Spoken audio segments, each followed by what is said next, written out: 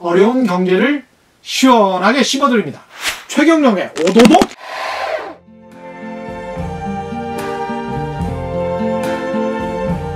I see trees of green,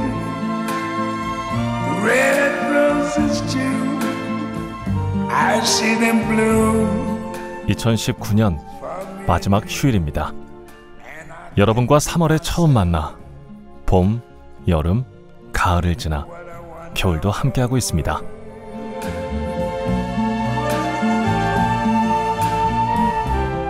라디오 재밌네요. 라디오 매력 있습니다. 진실탐사 엔터테이너 있는 대로 다 까. 가끔 허당 저 최경영. 내년에도 열심히 달려보겠습니다. 여러분 올해도 수고하셨습니다. 여러분이 최고입니다. 최경영은 여러분 없으면 하루도 살 수 없습니다. 2019년 마지막 최경영의 경제쇼 플러스, 오늘도 재미있습니다.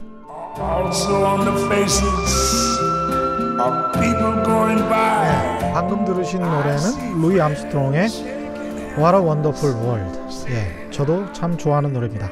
안녕하십니까. 저는 진실탐사 엔터테이너 최경영입니다. 주말에는 재미도 지식도 정보도 인기도 웃음도 마구마구 플러스가 되는 최경영의 경제쇼 플러스를 진행해드리고 있는데요. 오늘은 이분을 모셨습니다. 이분을 왜 모셨는지 좀 설명을 해드려야 될 것 같습니다. 올 한 해 한국 경제에 사상 초유의 일이 발생했죠. 일본이 경제 도발을 해왔습니다.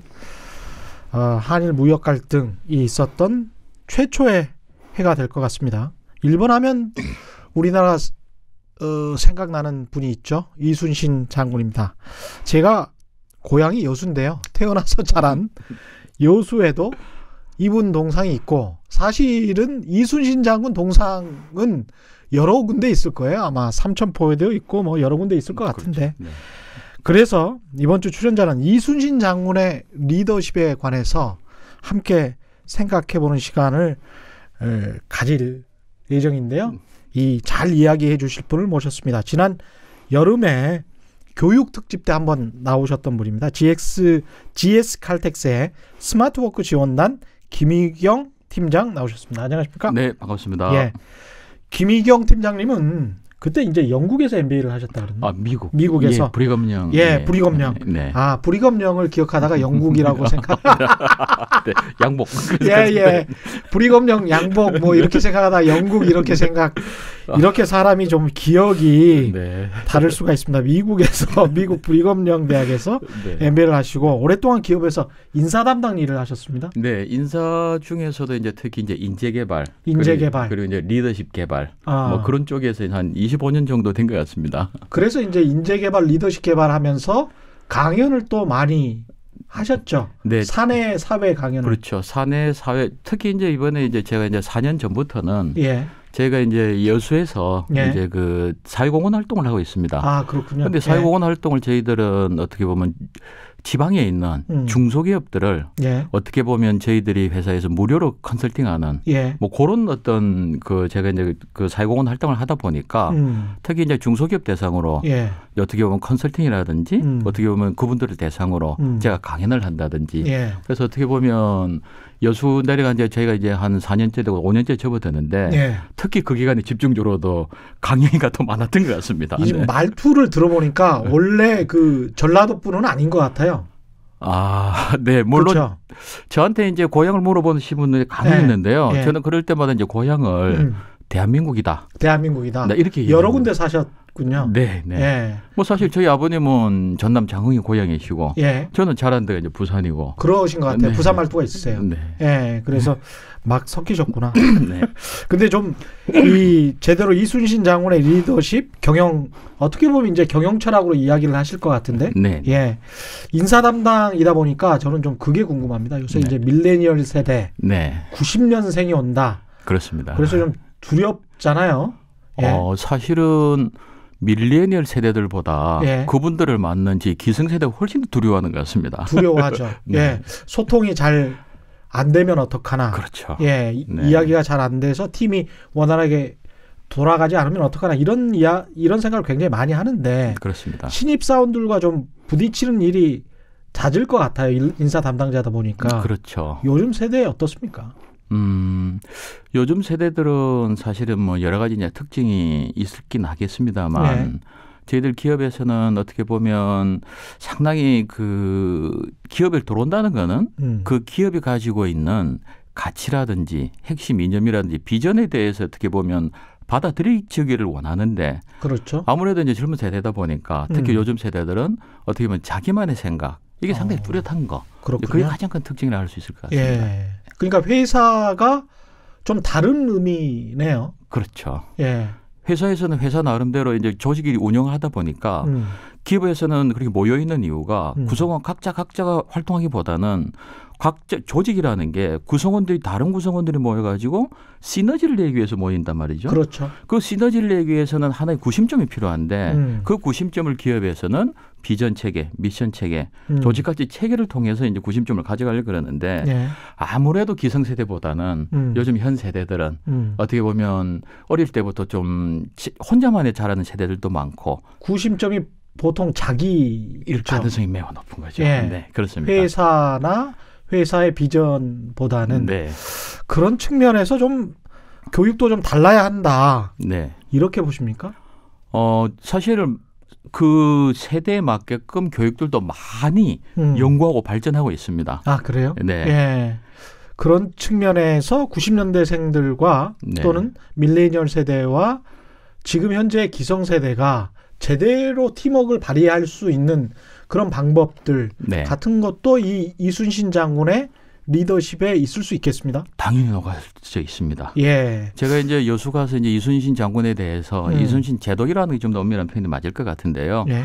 이순신 제독에서 알면 알수록 예. 이분이 무려 400년 전에 계셨던 분이지만 이분의 리더십 특성을 분석하면 분석할수록 현재나 미래에 더 필요한 리더십 속성을 가지고 계셨구나라는 걸 느끼게 됩니다. 현재나 미래에 더 필요한 리더십을 이게 그래서 이순신 장군의 리더십이 도대체 뭔가 이야기를 하기 전에 네네. 지금 2020년을 앞둔 이 시점입니다. 오늘이 마지막 주말인데요. 네. 왜 이순신에 대해서 주목해야 하나요?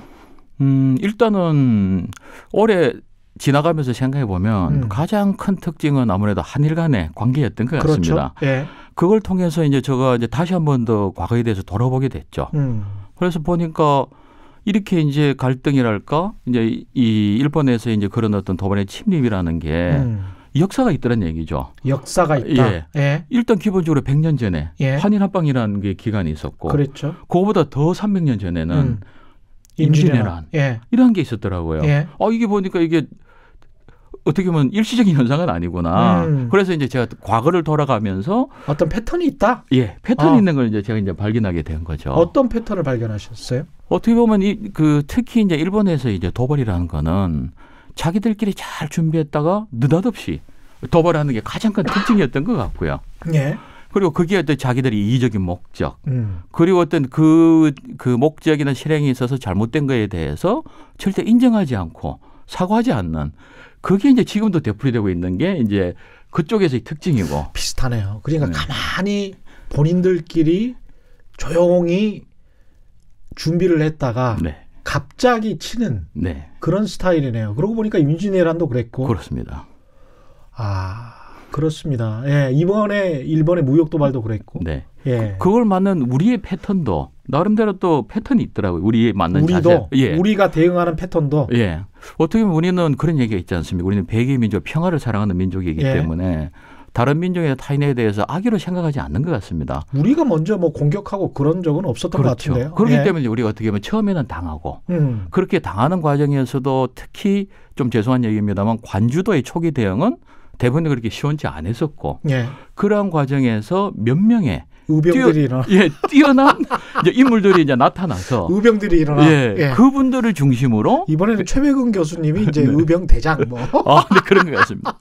임진왜란 예. 같은 경우는 보시면은 이순신 그리고 뭐 유성룡, 예. 뭐 곽재우, 김덕령, 예. 심지어 논계 이런 분들이 이제 그 어떻게 보면 선봉을 섰던 어떻게 보면 리더라고 할 수 있겠죠.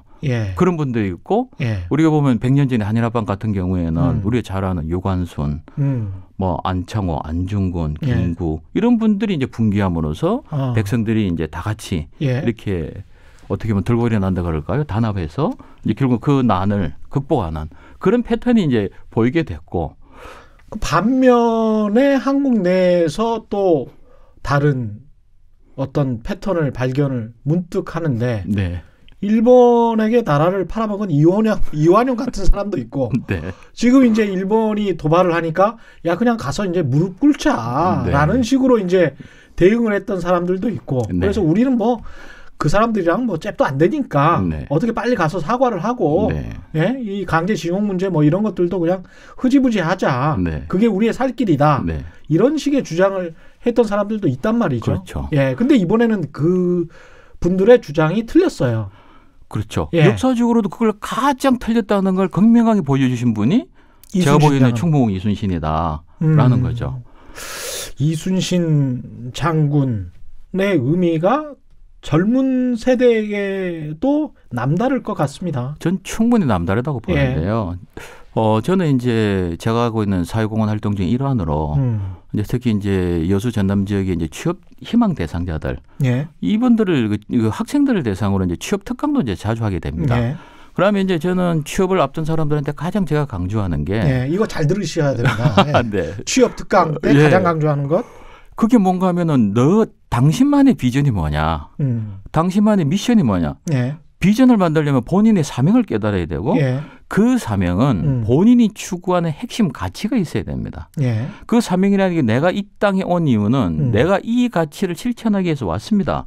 라고 주장하는 게 자신의 미션이고 사명이고 그거를 앞으로 5년 뒤, 10년 뒤, 20년 뒤 난 이렇게 되겠습니다. 라고 선행하는 게 비전이거든요. 이 부분에 대해서 탄탄하게 자기가 정리되어 있지 않으면 결코 취업의 관문을 뚫기는 쉽지 않다. 라는 걸 이제 주장하고 이제 저는 이제 그러한 거를 이제 우리 취업 대상자들이 생각하는 시간을 갖습니다. 그래서 이제 취업 희망자들한테 본인의 이제 미션, 비전 그리고 그 전에 자기의 어떤 핵심 가치를 생각해 보게 하는데요. 그걸 하게 만들다 보면은 의외로 많은 학생들이 아주 어떻게 보면 편향된 또는 이기적인 그런 어떤 비전을 셋업하는 것을 보고 이 이 취업 대상자들 학생들이 참 이런 부분에 참 안타깝구나. 이제 그게 어떻게 보면 젊은 세대의 한 단면을 보는 것 같아가지고 좀 씁쓸한 부분을 좀 느끼게 됐고 이거를 과연 극복할 수 있는 대안이 뭘까? 이런 학생들한테 어떤 길을 보여줄 수 있는 롤 모델을 생각하다 보니까 그게 또 이순신이다. 이제 또 충북 이순신이 또 나오게 된 거예요. 이게 경영학적으로 봤을 때 지금 이순신 장군에게 주목할 수밖에 없는 것들 이런 것들을 좀 나눠 놓으신 게 있나요? 분류해 놓은 게? 그렇습니다. 이제 이순신 장군은 특징이 워낙 많은데요. 저는 일단 기본적으로 한 3가지 정도로 한번 생각을 해봤습니다. 이순신 장군께서 뭐 한 400년인데 그렇게 생각하시고 하셨는지 모르겠지만 그분이 했던 어떤 핵심 행동 그리고 그분이 끌어냈던 어떤 성과 이런 걸 이제 핵심적인 걸 추려다 보니까 리더십이랑 결국 이제 본보기를 보이는 것이기 때문에 그렇습니다. 이제 그런 관점에서 이제 쳐다보니까 가장 대표적인 게 저는 3가지로 보이더라고요.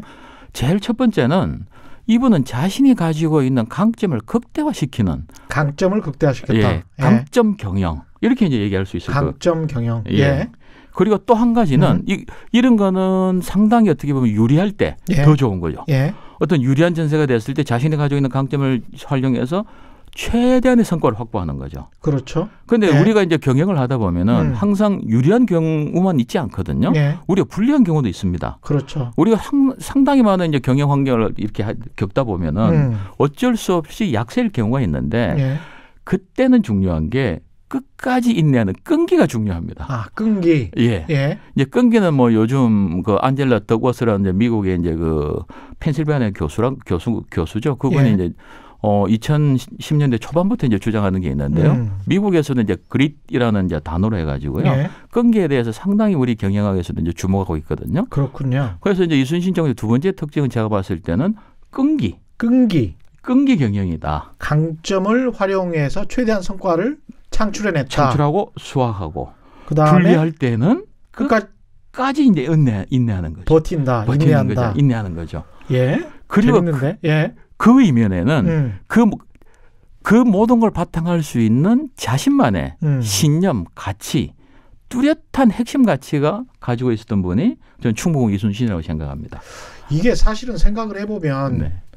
그 당시에 임금이었던 선조 같은 경우도 네.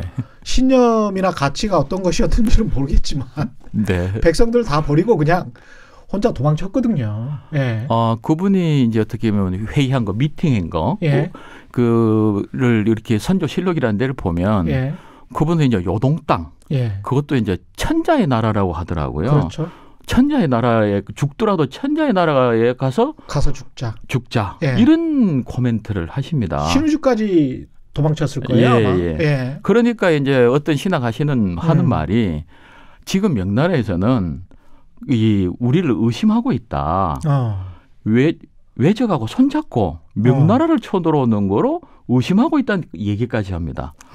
왜 그런가 하니까 명나라에서 제가 보니까 합리적 의심이었어요. 예. 이게 뭔가 하면은 그 외적이 부산포에 상륙하는 게 4월 12일인가 13일입니다. 너무 빨라.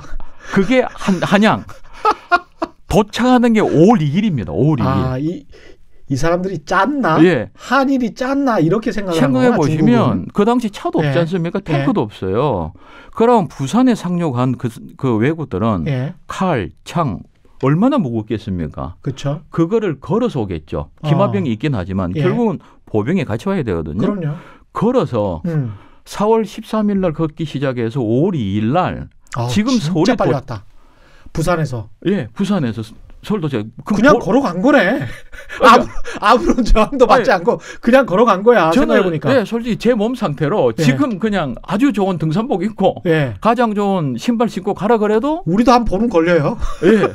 그러니까 명나라에서는 이게 뭐야? 이래 된 거죠. 이게 방어를 안 하고 이렇게 길을 내준 건 궁극적으로는 우리를 치기 위함이다. 예. 그렇게 생각할 수도 있겠네. 근데 그 의심을 그만큼 당한 거네요. 그렇습니다. 그러니까 제가 아까 말씀 선조에 대한 정신 상태를 말씀하죠. 그런 걸 이제 한 단면을 볼 수 있는데요. 그러한 명나라의 의심을 불식시켜 준 게 바로 이순신 장군입니다. 그렇죠. 충무공 이순신 제도께서는 5월 4일 날 출전하셔가지고 5월 7일인가에 옥포 해전에서 첫 번째 해전을 하고 그때 이제 외적을 격침시키고 이제 외적의 이제 수급이 이제 올라가지 않겠습니까? 이제 그걸 보고야 나서야 조선이 진심으로 싸우고 있구나. 라는 걸 이제 명나라에서 이제 확신했다는 얘기가 있습니다. 그러니까 동맹국끼리에 어떻게 보면 확신이 없었던 거네요. 아니 그걸 보면은 그 당시 무슨 인터넷이 있었던 것도 아니고 전쟁 초기에. 전쟁 초기에 객관적으로 이 진급 속도만 본다면 충분히 합리적 의심이거든요. 야, 이런 참 모골이 송연하기도 하고 부끄럽기도 하고 그러네요. 이걸 현대 리더십에 아까 말씀하신 이제 자신의 강점을 최대한 활용하고 상황이 어려울 때는 끝까지 버티는 끈기. 그리고 셋째는 좋을 때나 안 좋을 때도 현재 위치와 나아갈 방향을 확인할 수 있는 핵심 가치를 가졌다. 이런 말씀을 하셨는데 이순신 장군이 가진 강점은. 근데 이걸 이제 현대적인 어떤 사례로 연결시켜 보면 어떨까요? 제일 먼저 이제 강점 이제 말씀드렸는데요. 요즘 사실 리더십의 21세기 된 현재 리더십에서 가장 화두 중에 하나가 강점과 몰입이라고 할 수 있습니다. 강점과 몰입. 그렇죠. 강점 활용과 몰입이죠. 왜냐하면 웬만한 거 해가지고는 성과를 제대로 낼 수 없기 때문에 각각의 구성원의 리더들이 가지고 있는 강점을 최대한 발휘하자. 그리고 자신의 조직과 자신이 하는 일에 몰입을 해야지 어떤 정도 이상의 이제 성과를 창출하기 때문에 이제 그 몰입이 두 가지 가장 큰 키워드라고도 할 수 있거든요. 그런 점에서는 저희들이 이제 그 갤럽이라는 기관 우리 유명하지 않습니까? 거기에서 전 세계적으로 한 1,000몇 명 정도를 조사를 해봤다고 합니다.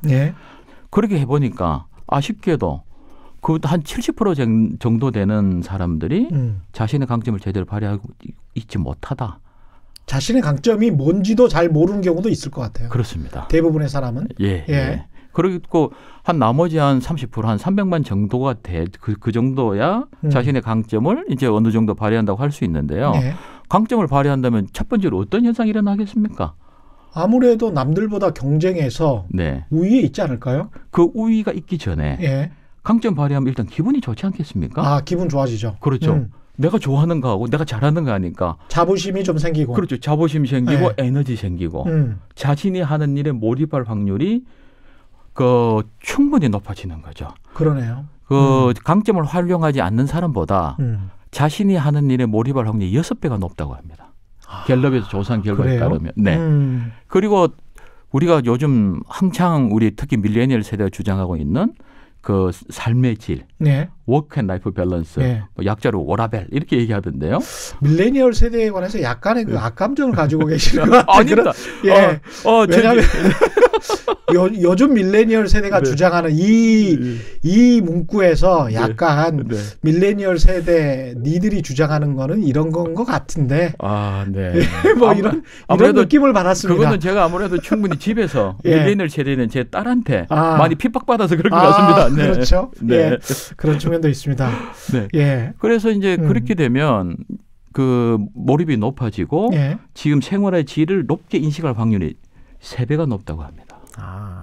강점 발휘하는 사람들은. 이게 이제 몰입을 한다는 거는 즐긴다는 거잖아요. 그렇죠. 그러니까 노력하는 사람이 즐기는 사람을 절대 이길 수 없다. 네. 이런 이야기를 하는데 네. 자기 강점을 발견해서 그걸 몰입하도록 그냥 여건과 환경을 조성을 해주면 되는 거네요. 기업은. 그렇습니다.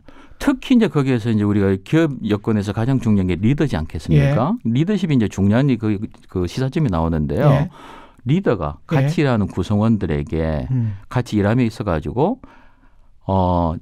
강점에 대해서 신경 쓰지 않고 그 직원을 대할 때는 그 직원이 몰입하지 않을 확률이 40%나 됩니다.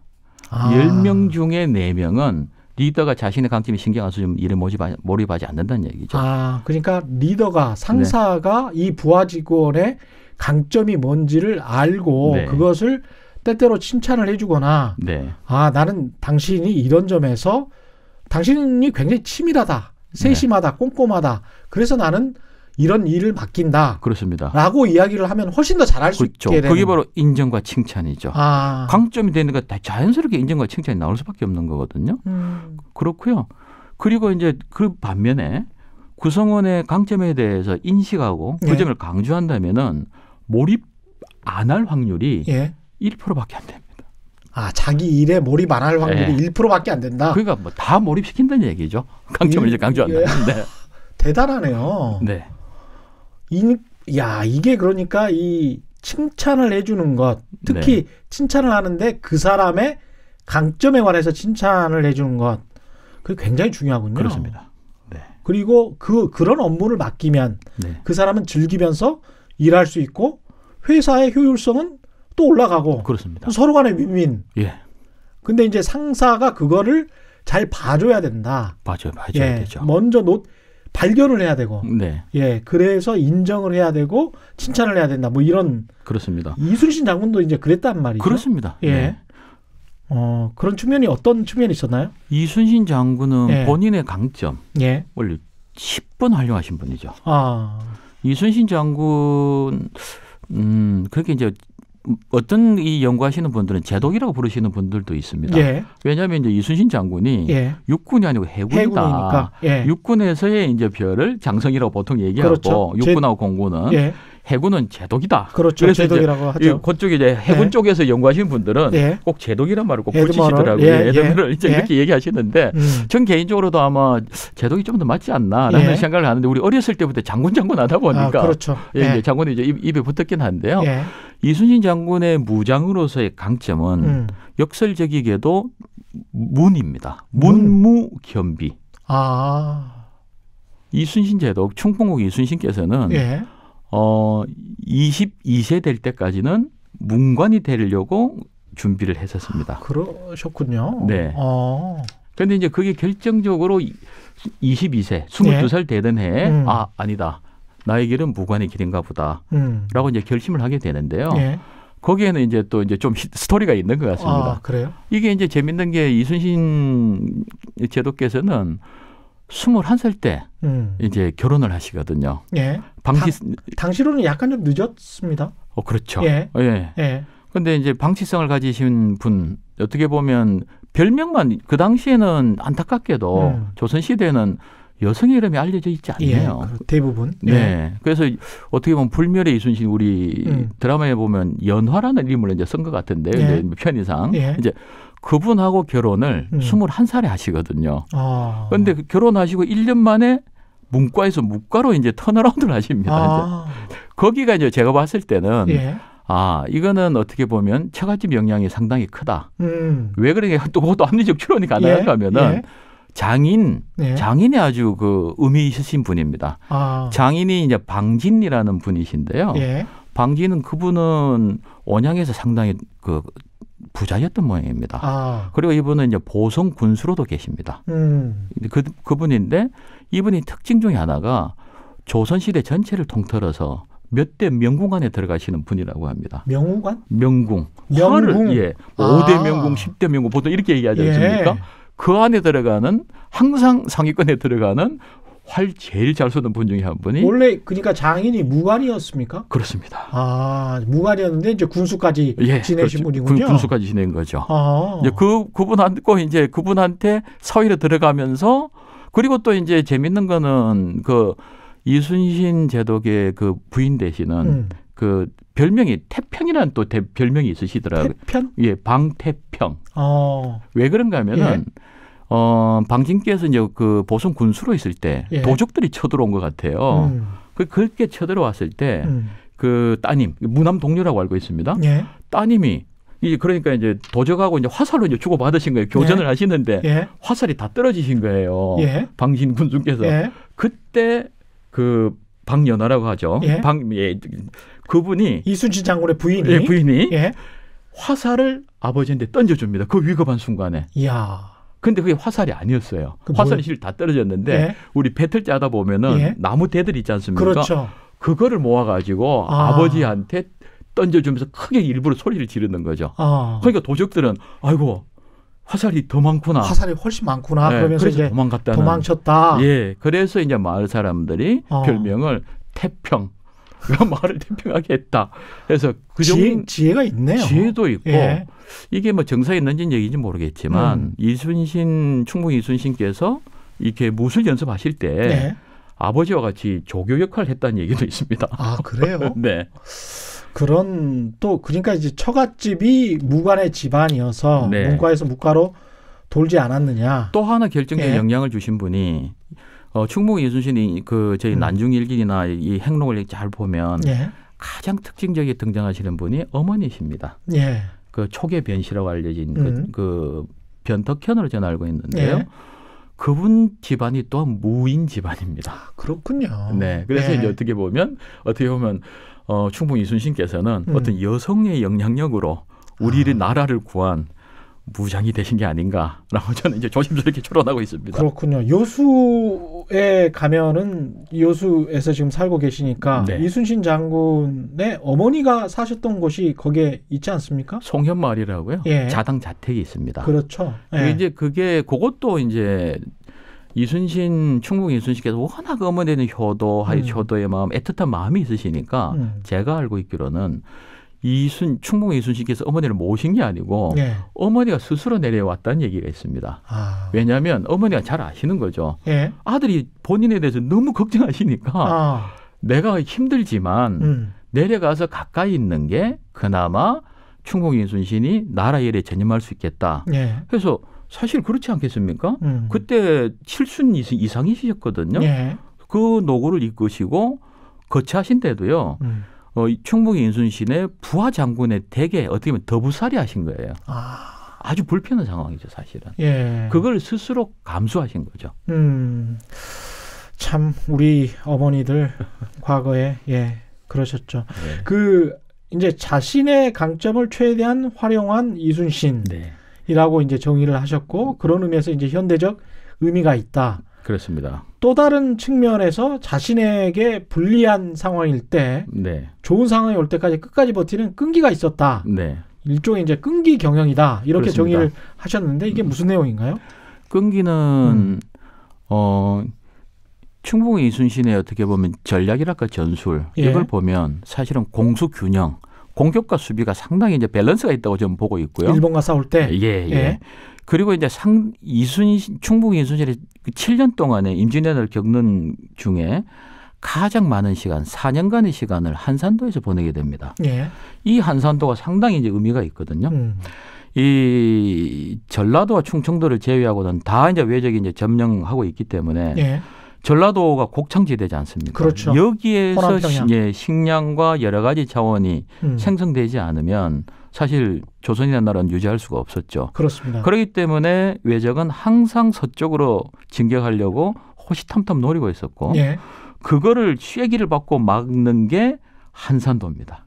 그렇군요. 그 한산도에서 예. 이분은 누구도 도와주지 않는 상태에서 조선 수군만으로 4년을 버틴 겁니다. 4년을? 예. 야, 이게 생각해 보니까 정말 대단한 거네요. 그렇습니다. 육군은 다 점령이 된 거 아니에요? 거의 뭐 예. 그 다음에 이제 같은데. 왕은 저기 저 신의주로 어디에서 네. 도망쳐버렸고, 네. 근데 누구도 도와주지 않는 상황에서 4년을 버티신 거네. 굶주림, 스트레스, 탈영도 굉장히 많았을 것 같습니다. 탈영은 의외로 많지 않았습니다. 아, 그래요? 왜 그런가 하면은 예. 충북 이순신께서 첫 번째 출전을 4월 13일 임진왜란이 발발하고 예. 5월 4일 날 하는데요. 그 전날 출전하기 전에 예. 아주 상징적인 행동을 합니다. 리더는 사실 그 상징적인 행동이 무척 중요하거든요. 그렇죠. 자신의 가진 가치를 부하들한테 극명히 보여주는 거거든요. 예.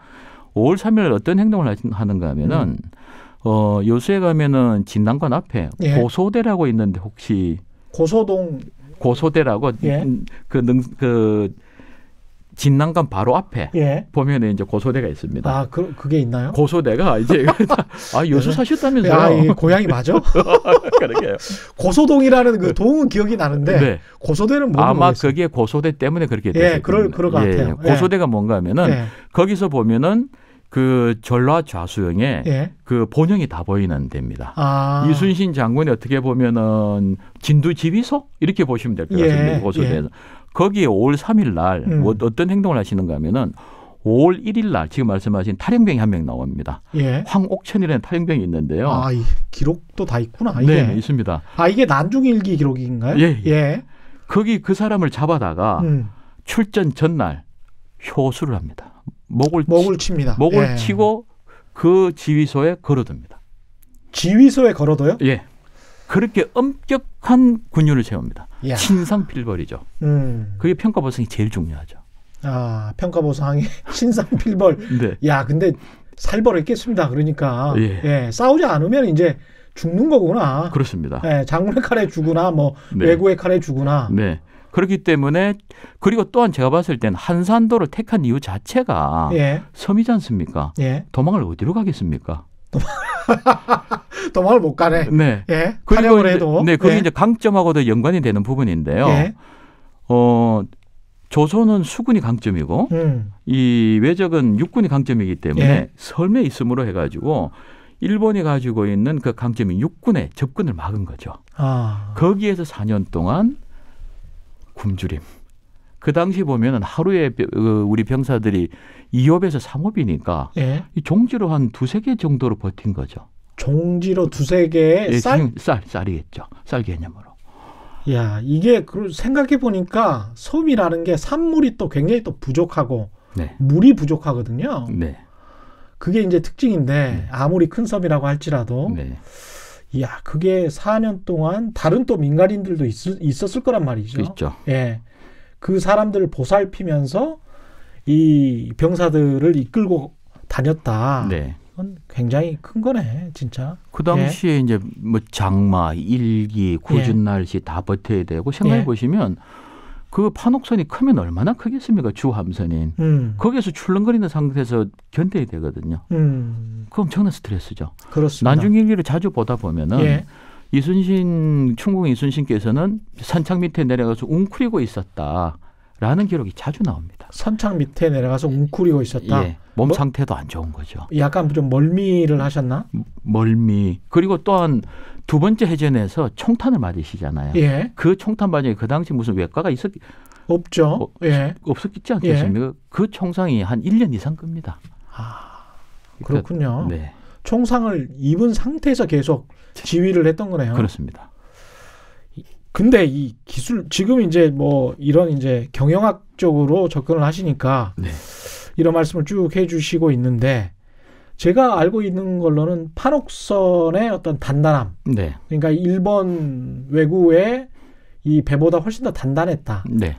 그리고 왜구는 조총이 있었지만 우리는 포탄이 네. 상대적으로 좀 기술력이 좀 앞서서 네. 좀 멀리 날아갔다. 네네. 그래서 멀리서 쏴서 왜구의 배들을 침몰시키고 네. 그리고 판옥선이 또 거북선이 단단한 나무로 만들어서 부딪혀서 또 침몰시켰다. 그걸 이제 충파, 예, 충파, 직충, 예. 또는 영어로 레밍, 예, 뭐 머리로 뭐 양이 그 염소죠. 염소가 머리 받듯이 그렇죠. 하는 걸 이제 레밍이라고 하거든요. 그래서 이때 이제 해전술로 아주 뛰어난 지략을 네. 보이신 것도 있지만 기술력에서 좀 우리가 앞섰던 것도 좀 도움이 되지 않았나 뭐 이런 이야기도 있더라고요. 그것도 상당히 아이러니입니다. 예. 사실 조선의 판옥선은 일본의 그 선박보다 훨씬 더 견고했습니다. 예. 그렇게 만드는 게 또 왜구입니다. 왜구가 자주 고려 말 때부터 침입을 하다 보니까 우리도 당연히 거기에 대한 방비책을 만들겠죠. 그렇군요. 그렇죠. 외적선을 때려잡는 게 바로 판옥선. 판옥선은 바닷가 지방에 자라는 소나무로 주로 만들었다고 합니다. 그게 네. 훨씬 더 단단하다고 하고요. 판옥선 하나 만드는데 소나무가 한 100그루 정도 들어갔다고 합니다. 100그루? 예. 네. 그 단단한 소나무를 100개를 넣어가지고 만든 게 우리의 조선의 판옥선이고요. 예. 그리고 그거를 또 장착한 게 고려 말 때부터 만든 화포, 천자, 지자, 현자, 황자, 총통. 그렇죠. 이것들의 사거리가 1000m가 넘는다는 얘기가 있습니다. 예.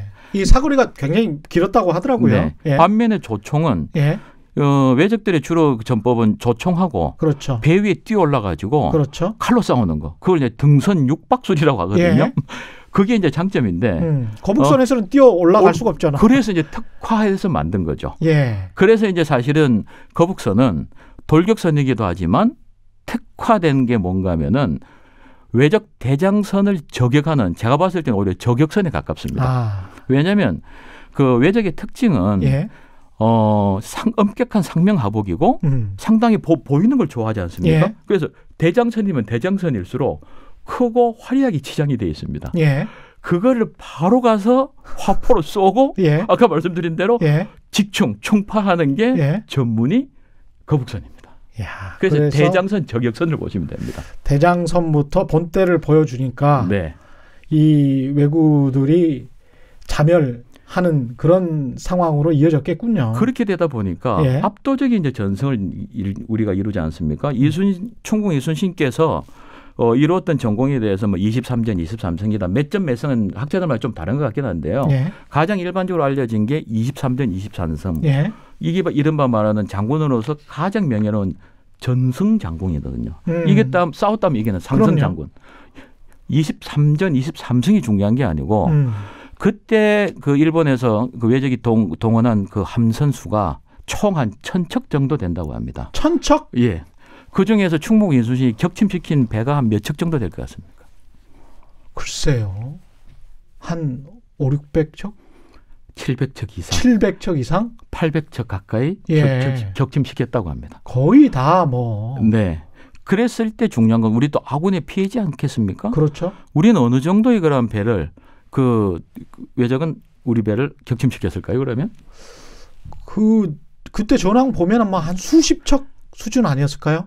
그게 이제 예. 합리적 추론인데요. 예. 예. 충북 인순이가 합리적 추론을 뛰어넘는 정말로 치밀하시고 뛰어난 전략가십니다. 예. 제가 기록을 확인한 바에 따르면 격침된 우리의 함선은 단 한 척도 없습니다. 에이? 진짜요? 예.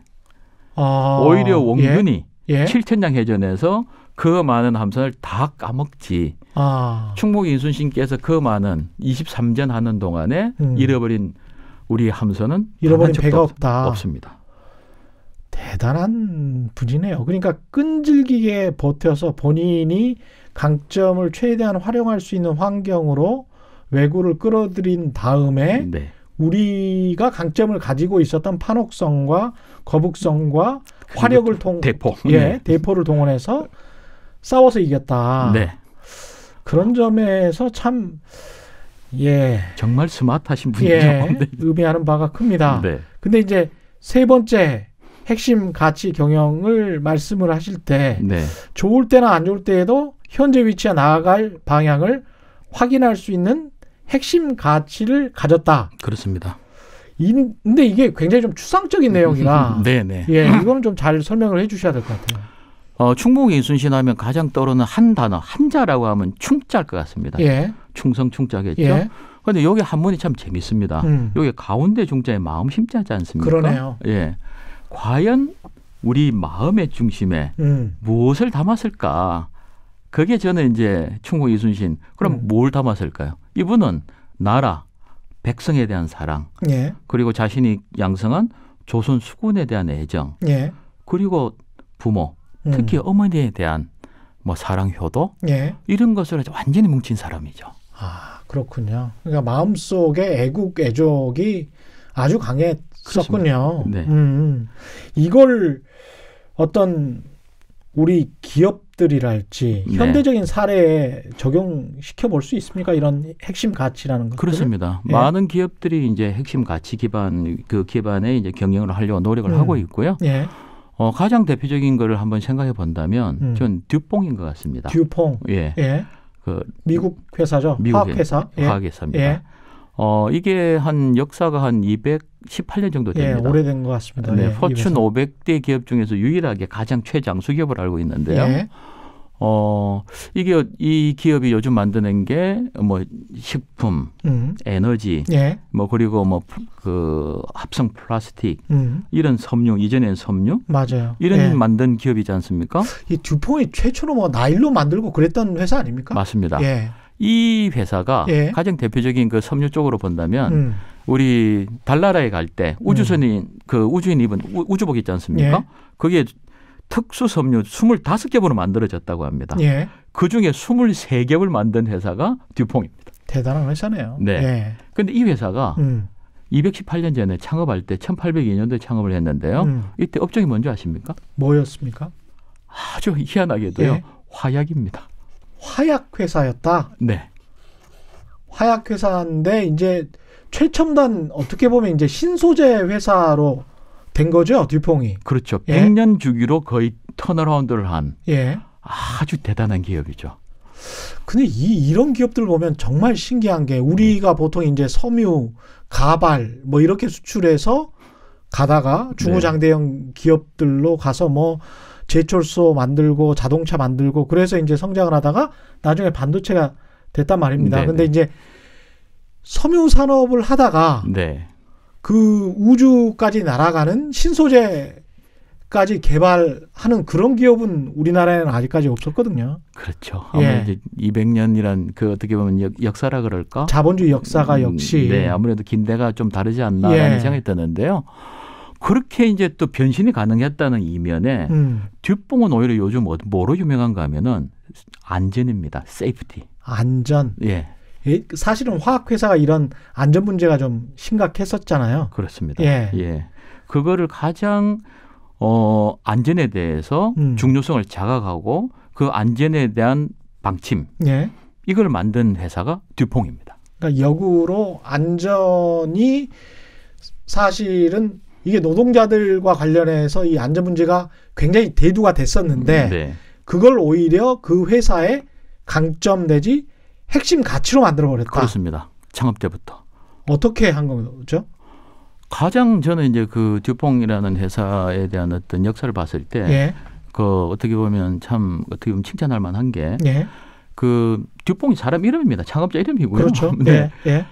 이분이 화약이니까 공장을 짓지 않겠습니까? 이 공장을 지으면 사택을 어디다 지었겠습니까? 이번에 가족들이 같이 기거하는 사택을. 사택은 좀 떨어져 있어야 되잖아요. 아무래도 화약 공장. 화약 공장인데. 그 공장 중심지에 지었죠. 중심에. 게다가 1802년도 그렇게 했는데. 1802년에. 1802년. 생존을 계속했군요. 이 듀퐁 가문이. 그렇게 그러니까 했음에도. 안타깝게도 안전을 그렇게 강조했는데도 1818년에 사고가 났다고 합니다. 폭발 사고가. 공장에서. 그래서 가족들도 다치는 일이 벌어졌는데 다시 공장을 수리하고 또 거기에 또 지었다. 사택을. 예. 그래서 자기도 같이 살고. 예. 그리고 대단한 창업주네요. 네. 네. 안전에 대한 팔러시를 그 방침을 제일 먼저 만드는 회사로 볼 수 있는데요. 예. 그 방침 중에 하나가 어떤 건가 하면은 듀퐁은 앞으로 공장을 짓는다면은 예.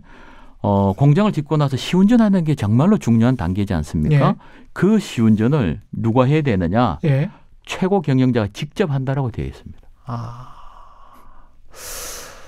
우리가 그 발전소에서 사고가 몇 번 일어났고 김영균 씨 같은 경우도 그 어떤 일종의 상징적인 이름이 됐지 않습니까? 비정규직, 하기 싫은 노동, 그다음에 가장 3D라고 하죠. 힘들고 더럽고 위험한 그런 노동을 비정규직에게 우리 인구의 한 35%, 40% 근로인구의 노동인구의 그 정도가 되는데 그 사람들에게 몰고 정규직은 책상머리에 앉아서 뭘 하고 네. 뭐 이런 상황과 대비해서 보면 네.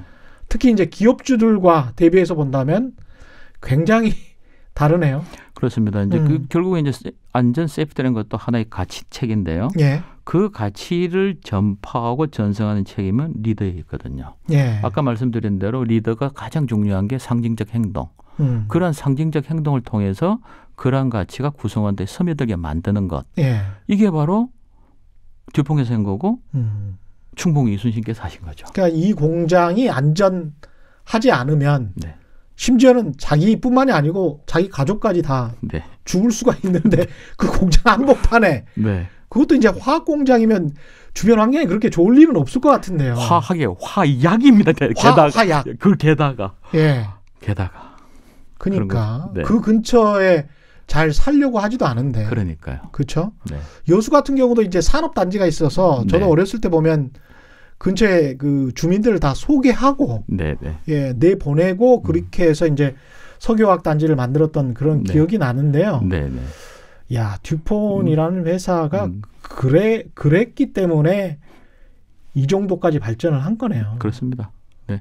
사실은 이 섬유라는 거는 가장 못 사는 나라들이 그냥 싼 값에 저임금으로 해서 선진국에 팔았던 그런 업종인데, 네. 예, 거기에서 이제 뛰어넘은 거죠. 그렇죠. 이게 그야말로 기업이 영속하는. 그렇습니다. 예. 영속하기 위해서는 핵심을 보존하고 발전을 자극해야 되거든요. 예. 그럴 때 가장 중요한 게 중심을 지키는 핵심 가치.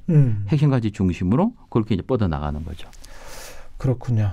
예. 아주 재미있습니다. 이순신 장군의 3가지 핵심 경영 가치에 관해서 알아봤는데 2020년 이제 새해를 앞으로 맞을 텐데 네. 지난 10년을 돌아보고 앞으로 10년을 봤을 때 네. 내다봤을 때 우리가 신경 써야 할 그러면 핵심 단어는 네. 뭘까요? 저는 첫 번째로 가장 먼저 생각해야 될 게 변화인 것 같습니다. 변화. 안타깝게도 변화는 계속적으로 있을 수밖에 없습니다. 예. 헤라클레이토스라는 그 그리스 철학자가 한 얘기가 있는데요. 예. 변하지 않는 진실은 오로지 변한다는 거다라는 그런 얘기가 있거든요. 변하지 않는 진실은 오로지 변한다는 것이다. 예. 사람도 변하고 사실은 뭐 시간도 가고 있고요. 그렇습니다. 예. 앞으로 인공지능, 로봇 이건 계속적으로 발전할 거고 안타깝게도 우리 젊은이들이 특히 일자리를 많이 또 가져갈 거고. 그렇죠. 우리가 지금 인류가 쌓아가는 지식도 점점점 더 많이 배정해서 올라갈 거고요. 그렇죠. 우리가 또 배워야 될 게 더 많아지는 거죠. 그렇죠. 그러한 변화는 멈추지 않고 더 가속화돼서 또 호전적으로 변하게 될 거라는 것을 인정해야 됩니다. 뭐 호전적이라는 것은 우리에게 좀 적대적으로 변화할 수 있다. 그렇습니다. 예. 그러면 그 변화를 우리가 멈추게 할 수 있는 힘은 멈추게 하려고 러다이트 운동이나 뭐 이런 것들도 일어났었는데 네. 그게 이제 다 부질없는 짓이라는 게 그렇습니다. 역사적으로 증명이 됐기 때문에 네. 적응하는 방법밖에 없는 것 같아요. 그렇습니다. 예. 그래서 얼마 전에 뭐 영화 제목도 그런 게 나오지 않았습니까? 예. 말씀하십시오. 네. 예. 그 액션 영화 제목이었는데 전쟁을 대비해라. 평화를 원하면. 예. 그렇습니다. 이러한 변화를 우리가 미리 알고 대비해야 되는 거죠. 그 다음에 또 우리가 뭐 신경 써야 할 핵심 단어 같은 거는 뭐가 있을까요? 그 다음에 이제 우리가 해야 될 부분은 예. 아무래도 다시 돌아가서 예. 핵심 가치입니다. 핵심 가치. 예.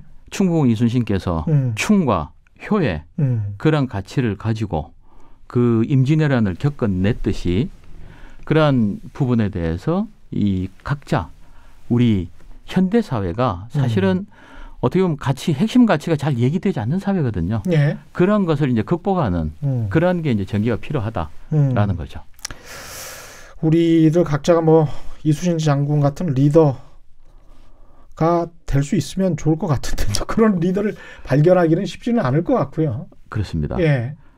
발견하기 쉽지 않은데요. 예. 근데 그리고 우리가 이걸 또 알아야 됩니다. 예. 우리 스스로가 각자의 자리에서 리더라는 것도 또한 알아야 됩니다. 우리 스스로가 각자의 자리에서 리더다. 예. 예. 그게 뭔가 하면은 예. 많은 분들이 리더십에서 좀 그 착오를 일으키시는 부분이 있는데요. 반드시 내가 높은 자리에 올라가야지. 예. 내가 리더라고 생각하고 계시는 분들이 있는데요. 그건 아닙니다, 사실은.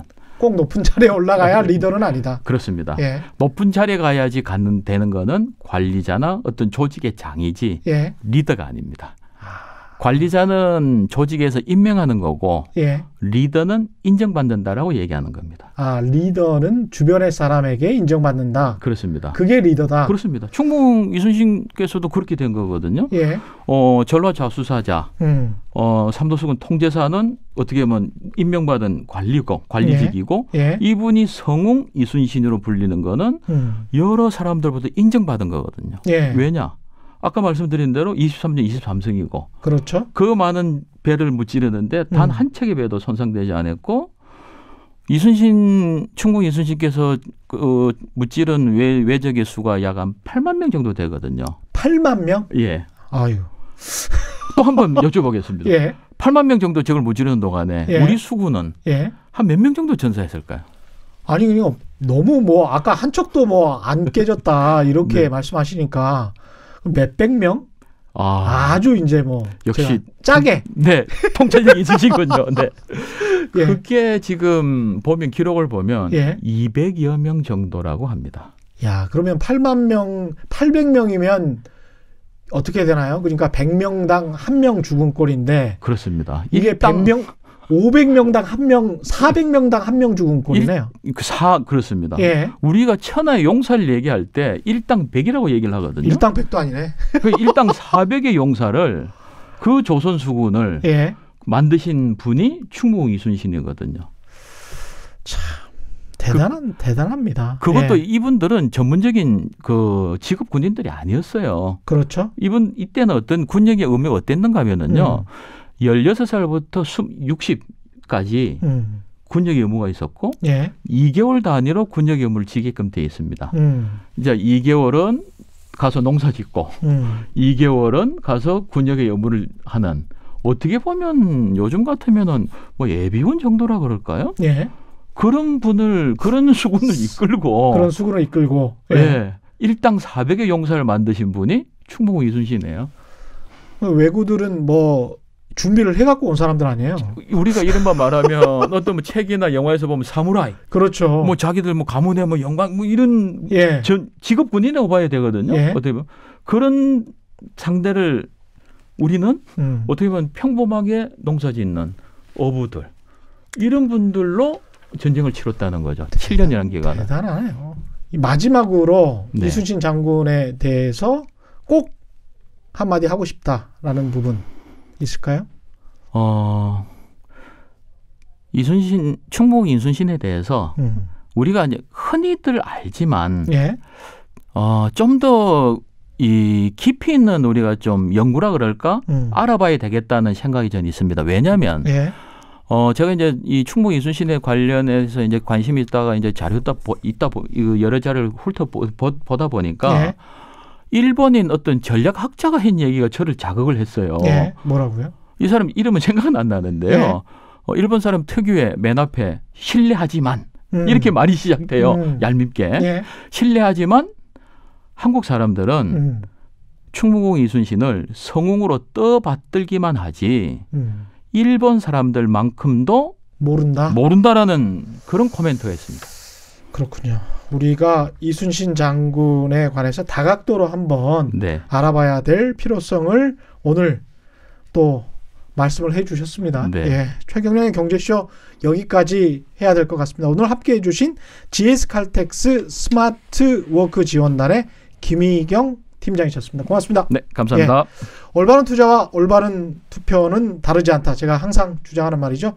우리 모두가 이순신 장군이 될 수는 없지만 주변에 만약에 이순신 장군 같은 리더가 있다면 그런 사람을 알아볼 수 있는 식견이라도 가졌으면 좋겠다.